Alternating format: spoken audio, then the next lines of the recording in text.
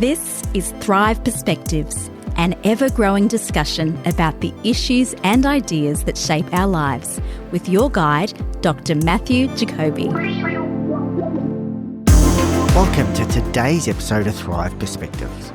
This is your host, Stu, and today we delve into a thought-provoking discussion on how we, as Christians, can faithfully live and serve within world systems that may not reflect kingdom values without becoming entangled or compromised by them. When does engagement in our culture become entanglement? Are we salvaging a sinking ship, or are we being drawn into a false hope in human progress? Let's join Matt and Connell as we explore these challenging questions, seeking to find a balance between faithful service and spiritual integrity, engagement versus entanglement.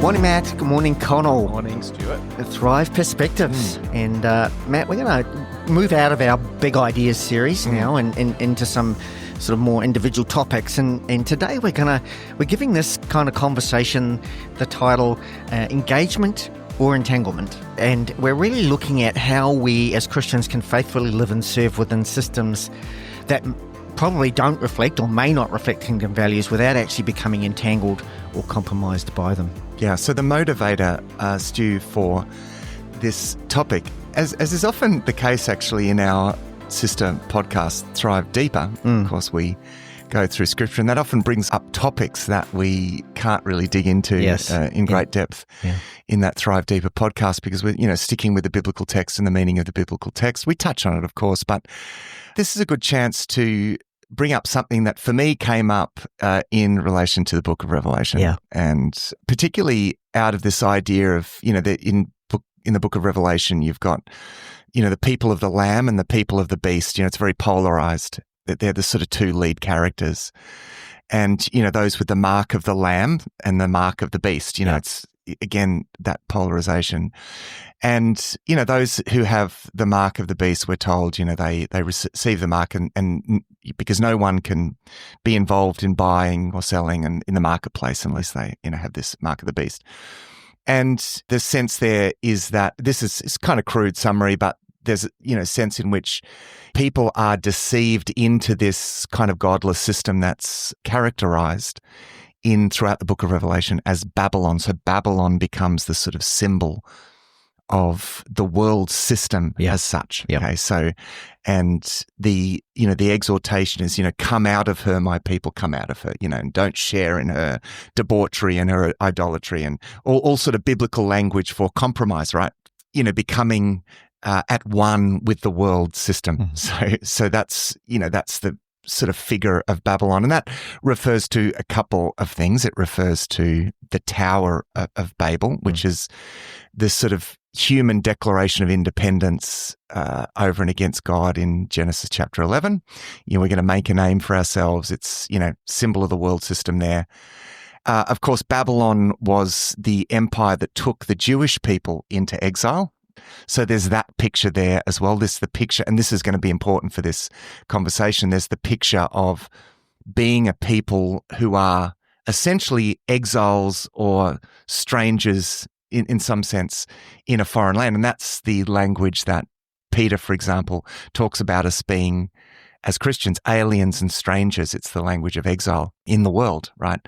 And so we're to be a little bit like the exiles. So again, you've got that sort of Babylon theme there. We live in the world system, and the world system is characterized as Babylon. So my concern is, all right, because obviously the problem in Revelation is people getting drawn into the system, the Babylon system, right, to the point where they receive the mark. And we don't actually, we can speculate, but of all that I've read and listened to, there are all sorts of different theories about what the mark will be. But, we'd like to know beforehand, wouldn't we? So we can just say, oh, well, it's going to be that, and I'll just make sure I don't get it. Yes. But it could be a symbol of a whole lot of things. And so this raises the question, where is the line between being involved and getting entangled? Yes. Now, the question is important because involvement is important. So maybe we start there, right? Involvement with the world is really important. But we are to be involved as a holy people. So if we can build a sort of case for this, then this goes right back into the Old Testament it goes right back to Genesis 1, of course, but Moses, when he calls the people out of Egypt, and this is another sort of Babylon moment, you're coming out and you're going to be part of a completely different way of living because you are, as God says to Moses in Exodus chapter 19, you are to be a holy nation and a kingdom of priests. You're to be holy because you are to be a kingdom of priests. Now that speaks to separation or distinctness as well as involvement, right? Because And it's interesting because the priestly tribe, of course, amongst the tribes of Israel was the tribe of Levi, right? Yeah. Now, the Levites weren't to have an allotment of land. This is the interesting thing about, because remember, the Levites were a symbol, and they're a symbol pointing forward to essentially what we all are now, which is a royal priesthood, right? As Peter in his letter talks about Christians, we are that royal priesthood, right? It's the priesthood of all believers. Now, it's interesting to note that if you go back to the model, and the Levites and the Levitical priesthood was a model for us, the model was that they weren't to live in an enclave. They were to be scattered throughout the tribes, right? Because that's their point. They're meant to be serving, they're meant to be priests, right? And so to exercise this priestly role. And by that, I mean mediating the blessing of God to people. We need to be in amongst it, right? This is Jesus' idea of being lights, okay? It's the same sort of idea. You are the light of the world, or you are the salt of the earth. Now, to be salt, you've got to be in there, right? You're the salt of the earth, right? So it means you've got to be in amongst it. To be the light of the world means you have to be in the darkness. You're in the darkness, right? And it also points, though, back to that idea of holiness, because a light, by definition, is distinct. It's different. And so you've got these two ideas. In order to exercise this role of priesthood, according to what it says in Exodus 19, you have to be distinct. You have to be a holy people. Because if you're just the same as everyone else, you're not going to be a light, right? You're not going to stand out. You're not going to say anything different. Yeah. So here are these... That's the origin of those ideas. So on the one hand, we're to be absolutely distinct, and we can guess what that is. That's like distinct in terms of course, our character and values. But we can talk about what part of this discussion is talking about. Okay, so in what sense are we to be different? But also in what sense are we to be intelligibly the same as well? Yeah, like intelligibly, totally. So for example, we don't have our own language, principle, beginning around the time of sort of Hudson Taylor's, it was a missionary. He was one of the first to practice contextualization, which is this practice where in order to not create any unnecessary obstacles to the message, you contextualize, right? You use the language of the people that you're reaching. You even take up the cultural forms of the people. So he dressed like he was in China, so he took on Chinese dress, and they built a Chinese style building to worship in, and he used the Chinese language. And that was in his time controversial, because people are saying you're compromising, you're shaping it too much into the idiom of the world. Yeah. So when you're talking about the Levites being dispersed into the tribes, I mean, in one sense there, that's kind of, I imagine they're sort of preaching really to the choir a little bit there, though. Would I be right in saying at that point then those tribes are still aligned around biblical ideas? And so in a sense they were there to keep that, bring that sense of preserve it. Yeah, preserve it and hold people I see what you're saying. accountable. Yeah, the model still applies, because of course the Old Testament Israel as a nation in that piece of land, they were a kind of an enclave, and they were meant to be a kind of an enclave for a time, right? Until God triggered the starting gun on mission, right? Yeah. And so in a sense, what was happening in amongst themselves is that they were cultivating and practicing, because it wasn't just about having the truth, it was about embodying something, right? So they were, it's often said that these people are a sign to the world. That's what Israel were meant to be. They were meant to be a sign to the world. Now that was for better or for worse. Even when they didn't practice it, they were still, God says, you're still going to be a sign to the world of what happens when you don't practice this, right? Yeah. So either way, they were a kind of embodied message to the rest of the world about a different kind of life. So they were practicing in many different ways amongst themselves, including in the sacrificial worship and all of this sort of stuff. In symbolic form, they were practicing a form of life that God wanted to call all people into. And so within that model, the Levites become the model for what it looks like to be dispersed amongst all peoples and mediating truth and blessing. But the Israelites at that point were called not to be intermingled. No, that's right. Yeah. In fact, they were given specific guidelines to prevent that from happening. Yeah, so that's an interesting topic, right? And this is a big issue in the post-exilic period. The big issue when Ezra comes and, is intermarriage, of course, intermarrying with the people. But see, this is, again, this still begs the question because, again, as Christians, we would say, in order to keep our distinctness, I mean, there's the New Testament theme of being equally yoked in the sense that if you're going to become one with a person, you need to be able to walk the same path and therefore share the same beliefs. So part of putting your faith first is when you get married, marry someone that is going to walk with you down the faith path. Otherwise, you're putting your desire for a partner before your allegiance to Jesus. That's the idea behind being unequally yoked. So that's one area in which there is a prevention there in getting entangled, right? So that's one form. This is what I mean. This is one example of not getting entangled. Well, it's even not getting in. I find it interesting we started there with that model that you presented there with the Israelites, because I think a lot of people there'll be some Christian groups that would look to that as a model.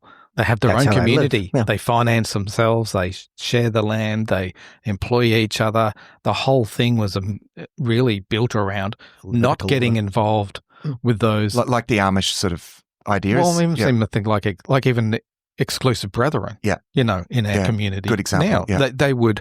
That's how they would view it. They create their own community from a doctrinal perspective. In terms of everything else, they're probably relatively close to what most of us would believe as evangelical Christians, except for this whole layer of it that's built on top of it, which keeps them completely separate as much as they can. They withdraw. Yeah. Because they're trying to do the holiness be separate. But they do that physically by withdrawing completely from the world. Yeah, that's right. I mean, no one can be completely withdrawn, but as much as possible. They sort of suit themselves a bit as to where they draw those lines as to, they're obviously engaged in business, and there's a lot of organisations that are owned by, like Exclusive Brethren, for example, and they will employ lots of people who aren't. Yeah. So, they do become entangled in that sense, but it seems like where every place that they can, they minimise those points, which would sort of line up a little bit to how I would see God positioning the Israelites at that time. So obviously, I guess as we progress forward in time from that point, we're going to see a change. Yeah, although isn't it though that God called his people to show the rest of the world? In other words, so this was investing in a group of people to say, this is what it looks like to be holy. We've come from this broken place. I'm calling these people because I need you to be set apart to show everyone else what it is to live a godly way. So it was preparation. Yeah, it was kind of, it was like base camp for, a long time, or almost a kind of humidity crib for, I guess, God's people in their infancy. It's like protecting when you grow a young plant, you'll put a plastic protector around it and till it gets strong enough to. Yeah, till it gets. Whatever metaphor you might use, there's a sense in which that's happening because there are always anticipations. And Jonah is one of these going and preaching to Nineveh. There are these prophetic anticipations of the fact there's going to come a time when I'm going to disperse you amongst the nations in the right sense. Now, for them being dispersed, being dispersed among the nations, there was a judgment that was a sort of bad thing because they wanted to dwell in their land. But that becomes it's interesting that the dispersed people becomes a sort of image that New Testament writers then use to describe what essentially the church Yes. is going to be and what the church must be in order to fulfill its mission. See, salt of the earth. and if you look at my example with exclusive brethren, where it breaks down is when you look at the New Testament and how Jesus interacted with people. Exactly. He sat down and had meals with, which was very symbolic.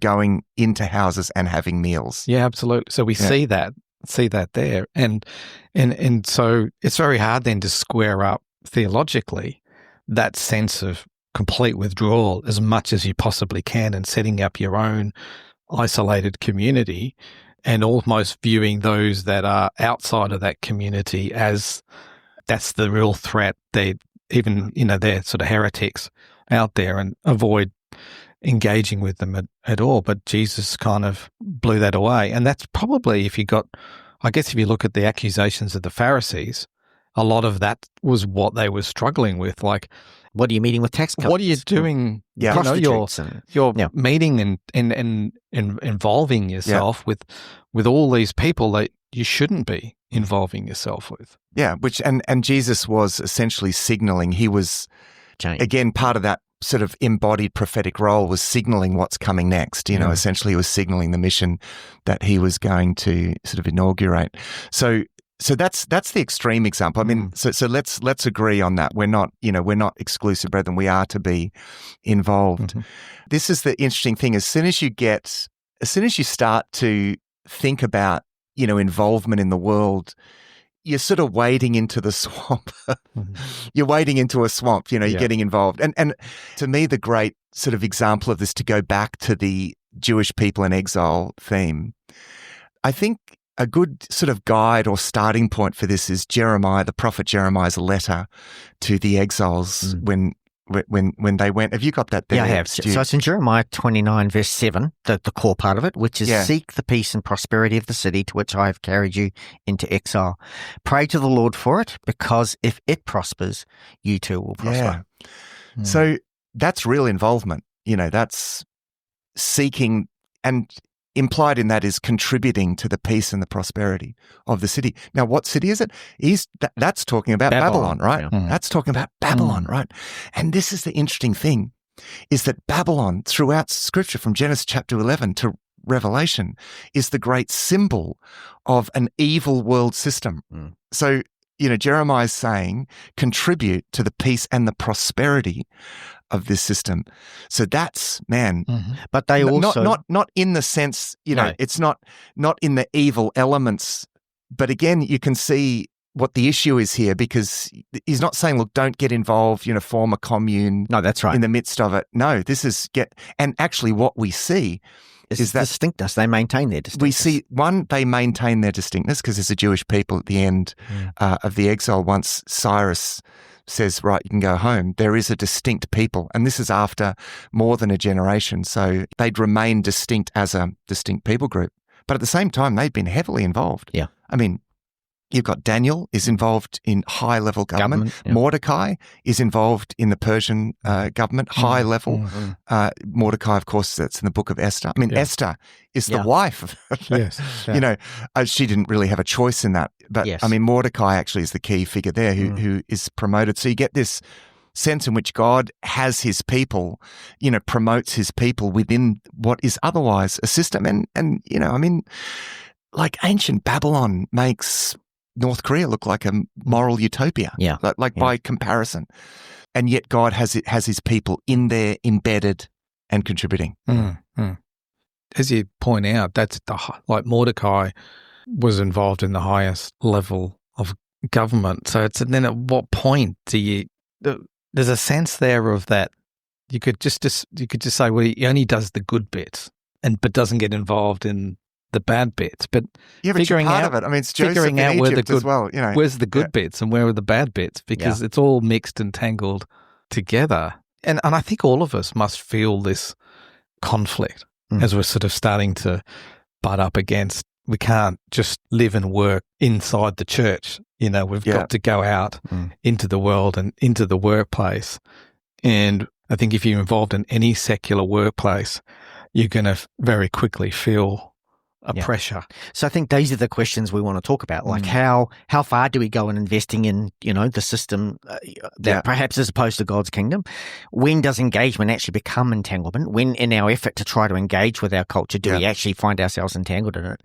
And are we, and I think this is a good question to ask ourselves, are we salvaging a sinking ship, or are we actually being drawn into a false hope in human progress? Are we now, we shouldn't abandon the ship, is what we're kind of saying, but we should be pointing to another ship whilst trying to help the people on that ship. I guess those are the questions we need to ask. Let me then make a proposal to you both of what I think is a core issue here. I think one of the core issues here is the lure of worldly power. Mm-hmm. And I mean power in a very broad sense, like autonomous human power. Yep. It's the human copy of the original dominion and authority that we were given, right? Yes. It's a copy of that. It's a power to exploit, to force, to create our own version of heaven. And even our own sense of security. Yeah, our own sense of security, our own sense of identity, all of that sort of stuff. And of course, the lure of that kind of autonomous human power, of course, is the original temptation. Yes. And then you will be like God. Okay, so you get to say what's right and wrong. You are exercising authority in your own right. Okay, so this goes to the core, and I would say of what we're most vulnerable to being tempted into, is to use worldly capacity or power and getting entangled with that in ways that appeal to the very core of that autonomous inclination that we have. Jesus famously says, the love of money is the root of all evil. Not. It's interesting, not money as such, right? Mm-hmm. And it's an interesting statement, because his point is, you're not withdrawing, like, that's the withdrawal line. If it's rejecting money, then we're withdrawing from the world. We're not rejecting that.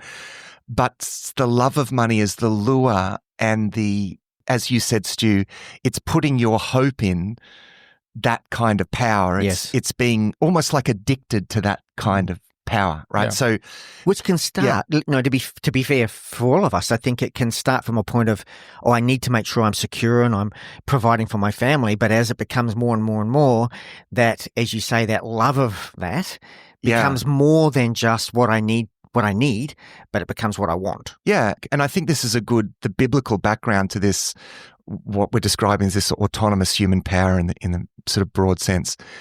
It's why it's so addictive for a start, but it's also, this saying, power corrupts, absolute power corrupts, absolutely. It corrupts because it appeals to that core, the core sin, I guess, within us, and that is the sin of autonomy and independence over and against God. So that's why power corrupts. So the thing is, the more power you have, the more in danger you are of being lured into it, as it were. So, I've come back from Kenya recently, and I've, been amongst people who have very, very little power. I would say almost nothing, right? Because they have no financial power. They have actually no political power, even though it's a democracy. It's completely corrupt. And there's a sense that you have of powerlessness to change that. And it's interesting, those two things together, a powerlessness in terms of political processes and a powerlessness in terms of resources. I don't think I've ever met people with such faith, like their faith because they have to live by faith, right? Yes. Now, I'm not saying you can't live by faith with a lot of political power and a lot of financial resources. I think you probably can, but I think it's also the easiest place to lose your faith is when you've got lots of that sort of power. What was the saying about the eye of a needle in a camel? Yeah. Well, in that same context, Jesus says, with God, all things are possible. Of course. So, but it's harder, is what we're saying here. Yeah, that's right. It's probably more. Daniel had presumably a lot of wealth and a lot of power. And Daniel, in a sense, becomes the model. Again, I mean, this is important because the exile becomes the model for Peter, the model of what it means to be a Christian in the world. And the epitome of that model, the personal epitome, is, of course, Daniel. Is really the sort of the great example of what it means to be an uncompromised Christian in the world. This is a guy that has an enormous amount of political power and presumably, financial power as well.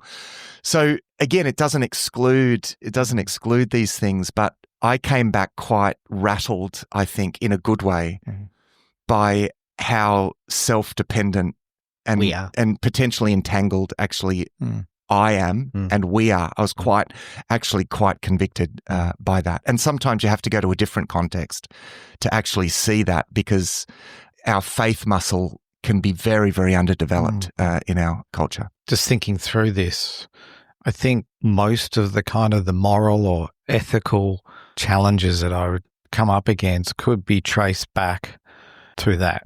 Say in the workplace, I think that's almost like going to be the front line of where you're going to feel this pressure. You're going to work every day amongst people that don't share your values and beliefs, and even those things in themselves are actually going to unsettle people. Are going to make people view you a certain way, and those things may come. Well, I think they will conflict with your career ambitions. Potentially, because you need to be liked, you need to be respected, and you need to be seen to be aligned with corporate values and meeting KPIs, and in trampling over other people, you need to maintain a certain level of respect within the organisation in order to progress. So, you can be fired for having. Yeah. I'm not sure if formally you can be, but, for holding certain views. I mean, the controversy around even people discovering that a director of a company is associated with a church who are not, same-sex marriage affirming. Like that comes back to that person. Yeah. And when that stuff happens, you think, oh man, now that feels like that early church circumstance, and we've discussed this in Thrive Deeper, of where in order to practice a trade, you had to belong to a guild, but belong to a guild, you had to pay obeisance to the god associated with that guild. Yeah. So essentially, you can't trade. That's the possibly a one sense of what's behind the buying and selling thing. This Revelation. And that's what's in my mind is, when we started there, we're talking about that sort of antichrist system and being locked out of buying and selling. We're not there yet, but you can see how that can happen. And I think as time goes on, it will get harder and harder, and you'll find it harder to just be able to trade or earn a living in the world, But even if you go into work now, you're going to feel that pressure. You might be in a discussion. I find myself in discussions with work colleagues, and there might be something in the news about someone's just been spouting something that is all bigoted and homophobic and so on, and whatever language they want to put at that. And they've read about it, and you get people talking about, those people. And you kind of go, well, it's all been misrepresented and twisted, but your natural inclination is to back away. I don't want them to know that I even have any association with anything like that, because that's going to get transferred onto me. See, this is why involvement is important. And here's two ways of responding to that: is that we withdraw essentially into an enclave, like a walled city, right? And we're the Christians, and the world's going to hell in a handbasket, and you take a combative, like a defensive, right? Because we're being accused of all of this stuff, and so you take a defensive thing, and this is one way of being drawn into a worldly battle, a worldly style battle with worldly power, right? So it becomes, you withdraw and you become a faction in the faction fighting with the tools of faction fighting, which is a pretty dirty game. And I mean, even just using the weapons of debating and all that sort of stuff. Yeah. And I love a good debate, right? But I've also been convicted, we have better weapons than this, right? Now, it does talk about us in 2 Corinthians 10 about demolishing arguments, but and being prepared for those arguments. Yeah, being prepared for those. So we've got to give an answer to things, but it's not actually about winning the arguments, because the problem with that is that we get drawn into thinking that it's about your debating acumen, right? Which rules out a lot of Christians are terrified with that. So for then what they do is they withdraw and they just share those clips of our favorite debaters, Christian debaters out there. And again, it just perpetuates a bit of a walled city, kind of we're throwing grenades over the wall. I think the key idea is we've got to be in amongst it, and we've got to be a personal testimony to the fact that that's not true, right? Yeah.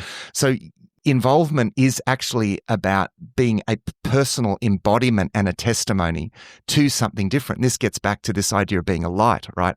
It's not about winning a debate. And we've got to be careful with this, because I feel like a lot of people are not talking about their faith because they're afraid of getting drawn into debates, right? Yeah. This is the conversations I have with people. They say I just don't mention it because I know that I'm going to be drawn into these debates. And so where's the line there where we should be prepared for that, though? Well, because otherwise we do end up just doing this. Yeah, and I think where's the balance? To some extent, we should be ready to give an answer for our faith.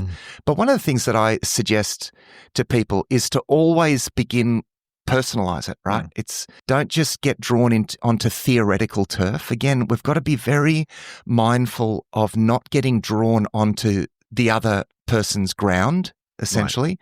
Right. This is very important, because what tends to happen in debating is that a clever debater will try to get you onto his ground, right? It's like any battles, right? If you're a cavalry force, you'll want to draw your enemy out of the hills onto the plain, right? Because that's your strength, so you want to draw them onto your ground. So what happens in debates is that people will try to get you onto their ground, right? And they'll set the premises, they'll set the scene. So I think what we've got to do is bring it back, get it away from the theoretical and the theoretical arguments about hypothetical situations, and we've got to actually personalize it. Essentially, as Christians, we're not moral crusaders telling the world what to do. We are personal witnesses to a certain way of living. So our faith isn't private, but it is personal, and that's something actually I encourage people with. Yeah. It's like, your faith should never be private, but actually it is personal. And I think taking that personal approach and saying, well, this is why I choose to live the way that I do. I'm not telling you, because if people don't share our worldview, they're not going to understand our ethics. So you don't start with ethics. For goodness sake, don't start with telling people how they should be living their lives. What people need to see is a whole different approach to life embodied in you personally. And that's why we're called to be witnesses, not just sort of debaters. And look, in the first century, there were plenty of people getting around that was a big deal, like the idea of philosophers going around and winning debates. Debating was a big thing. The art of rhetoric was a big thing in the first century.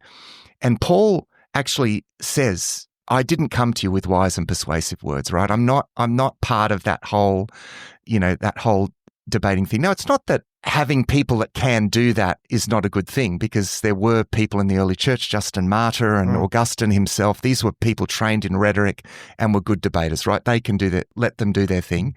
But I'm talking about for each one of us, we've got to be mindful that, and this is getting back to this idea of reaching for the right weapon, not worldly power. There is power in our testimony, right? There is power in our firsthand experience of the transformative power of Jesus Christ. I agree with that. But there is a real fear. If you go into work and people go, what did you do on the weekend? Well, I was at church all weekend. But I'm not going to tell them that, because if they think I'm one of those people, I'm going to get shunned.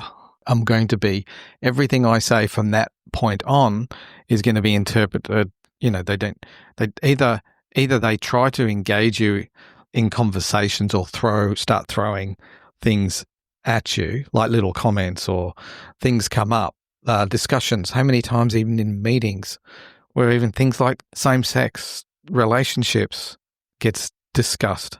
What do you do? And it's not even talking about living out my personal faith. I don't even know these people well, but I'm in a meeting where these things are being talked about, and people who might hold my views doesn't matter what happens, I'm going to walk out of this situation looking like a bigot just for simply holding that view. Yeah, but I think you can change that. And I think there's an element of discernment in where you, like if you're in a meeting with people you don't know, then you probably don't need to say, I was at church all weekend. I had a reasonably busy weekend. But I would say from my experience, it's always begun with relationship.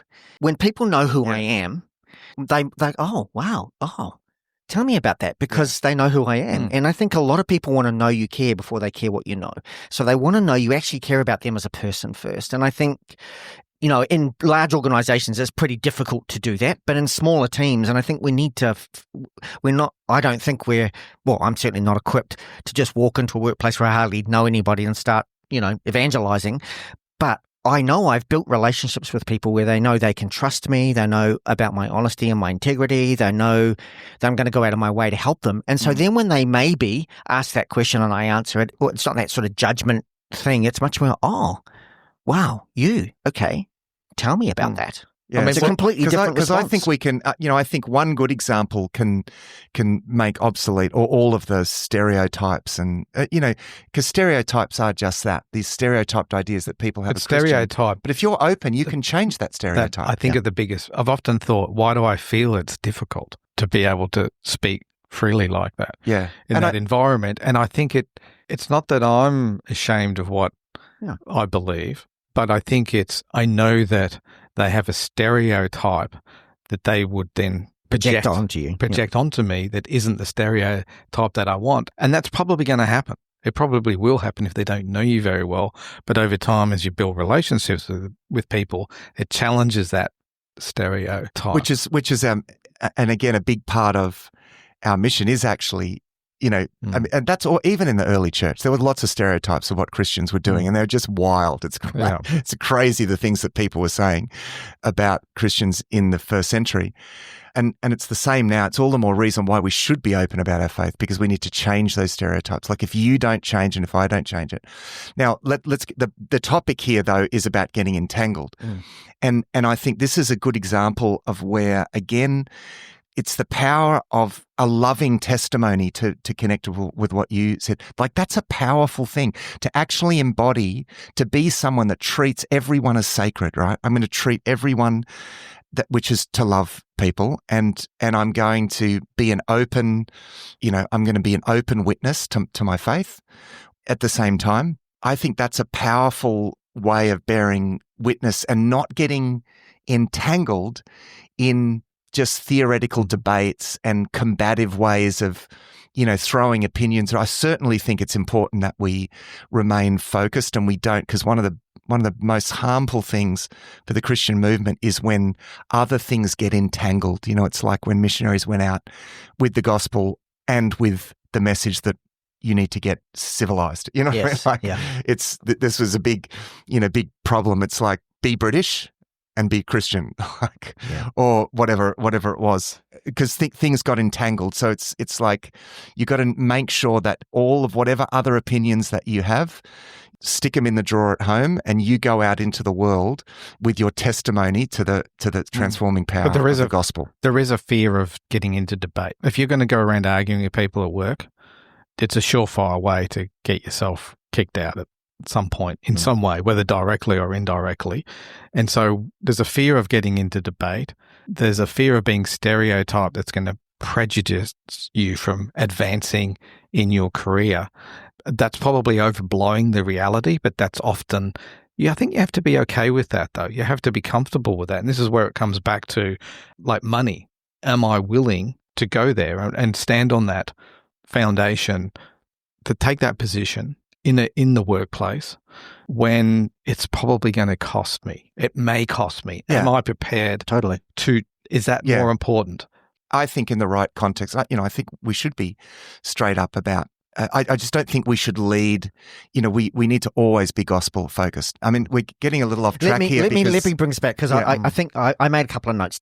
Discernment and engagement. So how do we discern? And I came up with 4 words: purpose, posture, and hope. Yeah. So purpose, are we engaging to serve, love, and witness, or to gain power, security, or identity, which we talked about just before? Our posture, are we humble, prayerful, Are we Yeah, it's distinct, or are we blending in, compromising, and losing a prophetic voice? In other words, my integrity is that what I say and how I behave match.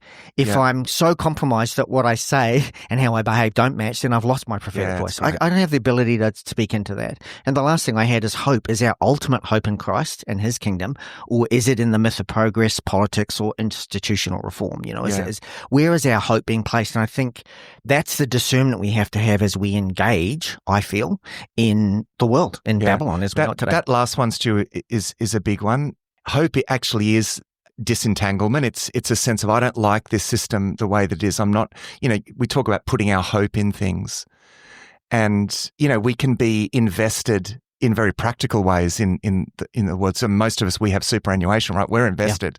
Yep. The problem is if we put our hope in that to the extent that we're, constantly like getting drawn into the whole progress thing. Yes. And there's an aspect of that, of course, because again, seek the peace and the prosperity of the city. So we want that, but you don't want to hope in that. It's like you're contributing to, this is an interesting thing because it feels like a fine line, Stu, doesn't it? Yes. It's like I'm seeking the prosperity. I want my city to prosper and have peace, but at the same time, I must never put my hope in that. Yeah.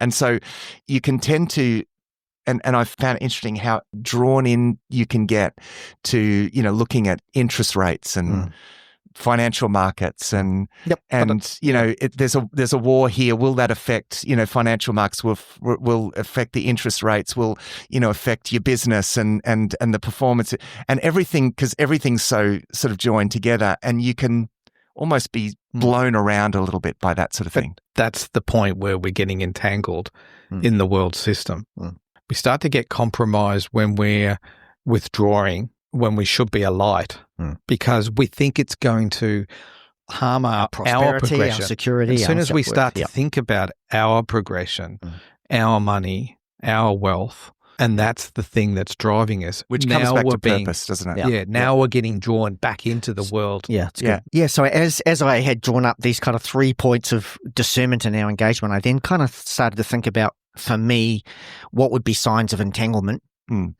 Loss of distinctiveness, when my values become indistinguishable from the culture. In other words, I just seem to go along with what everyone else is doing. There's nothing that actually sets me apart. Compromise of conscience, which is what you just spoke about then, Connell, when we silence the truth to maintain influence. In other words, I don't want to not have influence here, so I'm not going to actually speak here because I know I might lose influence. And then idolatry of success, when we measure worth by worldly metrics, as you were just talking about, our growth, power, prestige, those sorts of things. Purpose, I think, is a really big one, Stu. I think purpose, it's what are you pursuing is a really big one here. Now, whether you're rich or poor, like a poor person as much as a rich person can pursue the same sorts of goals. So, I think in our culture, there's, if I could summarize, I guess, what is the great pursuit of Australian culture to be the great Australian lifestyle dream? Yes. It's this lifestyle cult. We build ourselves our little heavens, and it's and I would summarize it as the pursuit of happiness. I think the pursuit of happiness in our culture is like a cult, and there's a legitimate sense of happiness. I mean, as Viktor Frankl says, happiness is a byproduct of living with purpose, right? That is the right kind of happiness, and because so that the happiness that seems to be being aimed for in this pursuit of sort of lifestyle and pleasure and is a bit of a mirage, but it is it's like a deceptive cult. I mean, if the book of Revelation, again, to refer to that because that's what sort of prompted this discussion, it's very much about people being deceived and drawn into a sort of religious, deceptive and luring religious system that when you read about it, about this Babylon, and it's all about pleasure and the pleasures and the lure of those pleasures, and it's so pertinent to our culture, because your whole purpose in life can be, well, I just want to be happy. I want my children to be happy. Why don't I get a chance to be happy? And it's all happy, happy, happy. And it's amazing how often I hear that, and how often I hear that from Christians, when actually hope, in the biblical sense, is actually not being happy with the way things are in the world. It's actually not being completely comfortable in this world. And, as I say a million times, the worst thing that can happen to you is that you end up being happy without God. And I think this cult of happiness, Christians can get entangled in this to the point where we think it's God's job to make me happy. You could easily be a Christian and come to church and do these things because it makes you happy. Yeah. And yet Jesus says, if any man wants to follow me, he must deny himself. And take up his cross, for goodness sake. Yeah. So, I mean, I think that's a big entanglement, and that, I think stepping into the purpose of God is a real antidote. To that. It's like I am called, I am on mission in this world, and it means actually feeling what's wrong with this world, right? This is not right, and allowing God to sort of enable you to feel like that. I think that's a real leading one. I think there's some practical ways, Stu, that. I think there's one big question for me that sits in amongst all of this. Well, it may be a practical way, and this may lead into the practical ways. Obviously we talk about leading with love and all those sorts of things, but there does come a time where we need to speak into a situation because it's the truth. Yeah. Now, love comes first. I'm always a believer. It's always love first. Yeah. And then truth later. Not truth first, because it discounts love, really. So we have to love, but at what point does accepting and loving actually enable? Yeah. That's connected with what you were saying before. We could well do with, and I've started to think of this lately. Well, I've started to think about, we would be better off being much more open and straight up about what we believe. Because the thing is, if you go into a relationship and you think, I won't say too much. I won't be disruptive. Yeah, and let's not be abrasive, and let's leave opinions and politics and all of those things out of it. Let's just talk about the values that we live by, the core Christian values. I think you're better off just being straight up. But the tension there then, coming back to what we were saying before and what I said to Connell about his workplace. So that's kind of speaking back to Connell just saying what he thinks is the truth. Where's the line between trying to build the relationship so that there's a level of respect and they know you're not just bashing them, that you actually care about them, to be able to speak that? Where is that where the key discernment comes into? When is the right time, the right place, and the right context to have that conversation or to say that? I mean, it's certainly not the first time you meet somebody, you wouldn't jump straight and go, just so you know now, the truth is, surely you don't start there. No, and I think building a relationship, but I just think it's important. That's the tension, that you're not, because again, it's like kind of thing. You've built a friendship with this person over 6 months. Yeah. And if 6 months down the fact they find out you're a Christian, I mean, come on. Yeah. But I'm talking about even within, let's say within Christian circles where we think someone disagrees with our position, let's just say on same-sex marriage or on whatever it might be. Yeah.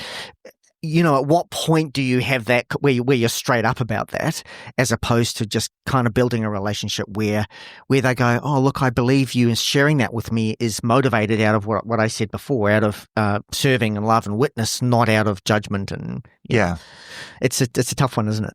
Yeah, it is, and it's probably about what serves. I think being led by purpose actually is the key thing here. We're discipling people even before they become, there's a sense of like people are on a journey. As soon as they're in relationship with us, you're forming a relationship and you want to, I think, do what's best for this person. And it's where I think it's certainly being straight up, but not abrasively throwing it in their face. But I think this is where the church's role in discipleship becomes so critical. I think we're very good, and when I say we, I'm talking about we collectively, the church. We're very good at doing the altar calls and having people come up and make a decision. And then it's like, great, good on you, she'll be right. When in fact, that next 3 to 6 months are the most critical months for that person to understand what in their lifestyle actually might need to change, and to have a relationship with someone to walk through that process. Right, and I think if we're not really intentional about that, we actually just risk painting a picture that coming to Jesus is everything's going to be fine, life's going to be perfect. And in reality, actually all hell is going to break loose in reality, for someone who turns to Christ. And I think that's part of being realistic. But I think too, just even when I do, I've had experiences of people bringing up these things, and even then, even though I probably could start jumping into a debate, I always personalize it. it's like for me. It's like, to use the controversial one, which is here, this sort of same-sex discussion. We're only using that as an example because that's something that in our culture at the moment is just keeps sort of coming up. And what I choose to do is to talk about, like, I don't face that particular issue, but actually the issue of what life is all about and whether living for my desires is something I've had to put away. And I've realized personally that me following my desires actually is one of the worst things that I can do. And that actually life, it's largely about being willing to sacrifice what you desire for something higher. And for me to bear testimony to, if in fact, of course we do, I think that's important that we're on that journey and but to me, that personal approach is far more, is far more, powerful than just getting, into sort of theoretical debates. Like I would even say, coming back to the workplace example, I think you're better off. So you don't make an announcement, but if somebody, often the lead in is, what did you do on the weekend?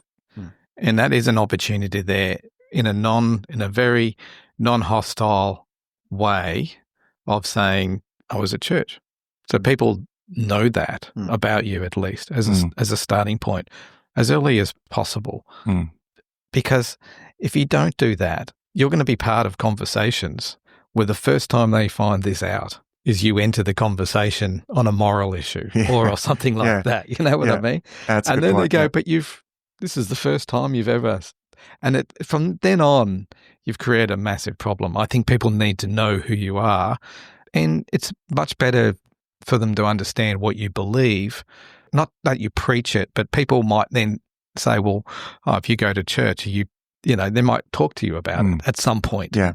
And it's not a hostile, it's a environment where it gives you a chance to go, often it's misunderstood the way things are interpreted, but this is how I view things, and you can have that conversation.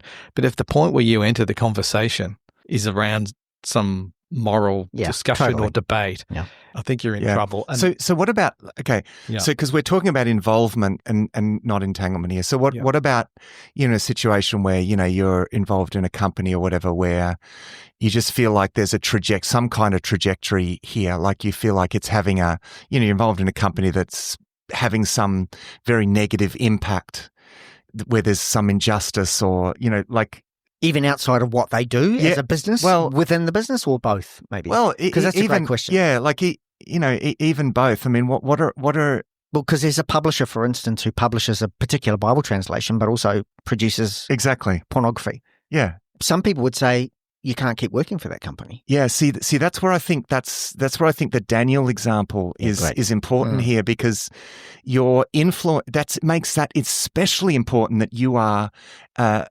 constructive influence in that. I mean, I was talking to someone who was involved in a branch of politics that they felt was a lot of the stuff was sort of grating against their values, but their presence in that forum was so important for those people. You know what I mean? Like, because that was they were having an experience of a Christian in their midst. And I've, said, before, anyone that I speak to for example, involved in politics will say it's a really grubby business. There's a lot of stuff going on that's really hard to take, as a Christian. But this is, this is Daniel in the administration of Babylon. Being there actually is important precisely for that reason. I'm sure that there is a point at which, if you're forced to toe a certain line or advocate a certain, I think as long as there's an element of freedom, so Daniel certainly, and to use that example, he certainly stops short. And this is the famous stories in the book of Daniel. Daniel and his mates Shadrach, Meshach, and Abednego, they stop short. We're not going to bow down. We're not going to bow down to this idol. So there was a line. You don't change to conform to their values. Right. I would say you could work with an organization that has different values to you, provided it's not a requirement that you adopt those values for yourself. Yeah. So if you started a job and they said, these are the values that we have, and they conflicted with your values, and you said, my position, and they weren't prepared to accept that. That's how it is. You can't go and work for them. But and often there's a lot of ambiguity, and they're often quite. It doesn't really become an issue unless you make it an issue. Then they might pull you up on that value. But always there's a distinction between the values that an organization has and the purpose of what the organization exists for. So by you working in that organization, are you propagating something that you believe is actually completely against your? So I could work for a large organization that maybe had policies around LGBTQ issues, for example, which is often the case. Pretty much all organizations now have some sort of policy around that. I may not agree with all of the values, but if it's not an issue for them that I'm working there, that's fine. But could I work for a producer of pornographic film? I don't think I could work in that, because then now I'm actually propagating the purpose. I'm actually facilitating. It's almost like being a drug dealer. The purpose of it is I'm actually enabling this to happen. But if you work for a publisher I think your example is that publishes, like you're working for a publisher and they're publishing some atheist, but don't, again, like don't, I guess this is just part of the way, we want to live in a society where, well, people get to say that what they want. But, to me, there's no way of being completely clean, like squeaky clean. We're always going to be part of something that is compromised in some way. Even investing. I guarantee all of your investment, like superannuation investment portfolios, I guarantee there's going to be some dodgy stuff there probably under the line. Yes. The whole ethical investment thing is another topic. But even with the publisher that happened to produce some books around atheism, for example, if the publisher was just a publisher, they publish lots of stuff. By working for the publisher, yes, in some small way, there's probably a section of my time that might have gone towards promoting something that I don't believe in. But the purpose of the organisation, it's not atheism. But could I go and work for? Turn the example around, look at it as a church. We could hire an accountant to provide financial advice and services to us, and it wouldn't really matter whether they're a Christian or not. But imagine hiring an atheist. Let's say we had Richard Dawkins, say, looking for a job, and we wanted to invite him in to help advise us and construct evangelistic tools or it would be really, really weird, because then he's actually working against everything that he says he believes in. So what are you saying? Are you saying that if the core purpose of the business is something essentially going against our faith, then we couldn't do that? Yeah. And people would see that from outside.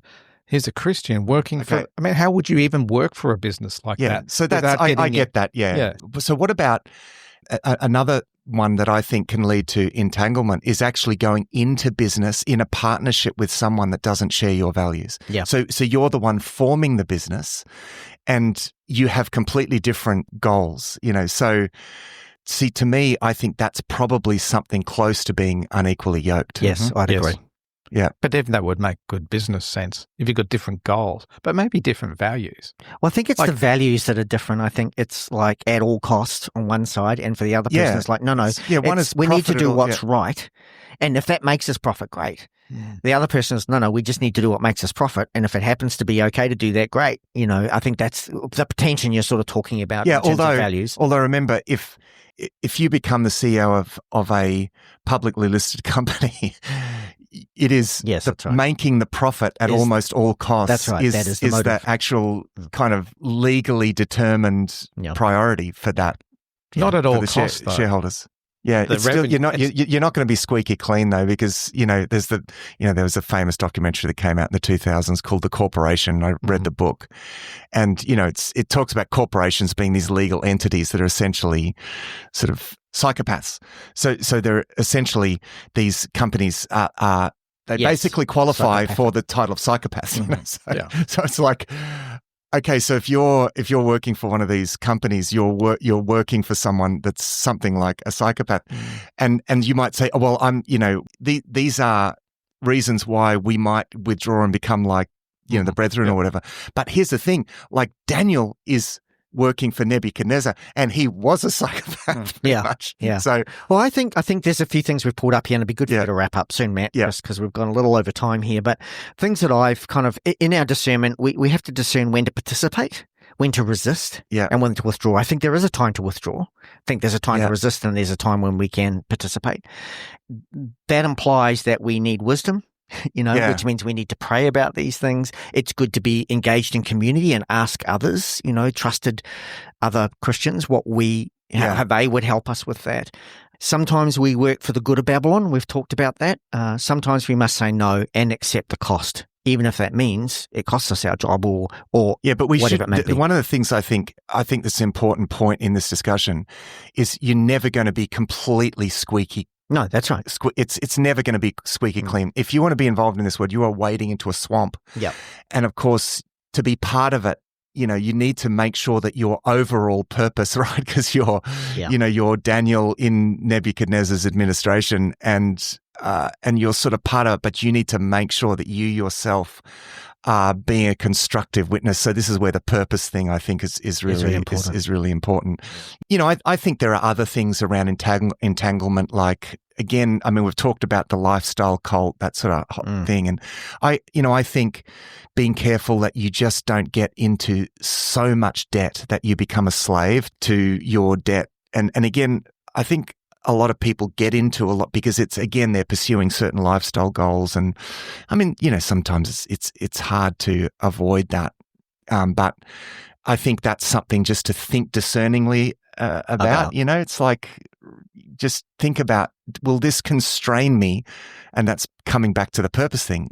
Will this constrain me from fulfilling my purpose? Is this going to limit my options here? So it's all about being able to fulfill your purpose. So I think that's probably a line. It's like you can be Daniel in Nebuchadnezzar's administration, but if you feel like you are so constrained that you cannot actually fulfill your purpose as a Christian, well, that's where you think you need to put your allegiance to Jesus over your allegiance to whoever you're working for. So the implication then, and I just say, coming back to the hope that we talked about before, purpose and hope, I think as Christians, we should work for justice, peace, and flourishing now, but our hope should not be in human progress, and it shouldn't be in institutions or political parties or whatever. That's not what our hope should be in.